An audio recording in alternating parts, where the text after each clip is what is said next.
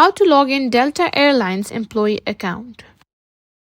In today's video, I'm going to walk you through the steps on how to log into Deltanet Extranet and access your Delta Airlines employee account. Whether you're a new hire or need a refresher, I'll guide you through the process. So let's get started.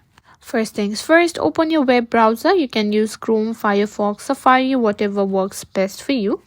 Next, go to the Deltanet Extranet login page. You can do this by typing Deltanet into your search bar or simply visiting the URL.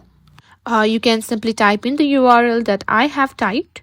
Once the login page loads, you'll see fields for your user ID and password.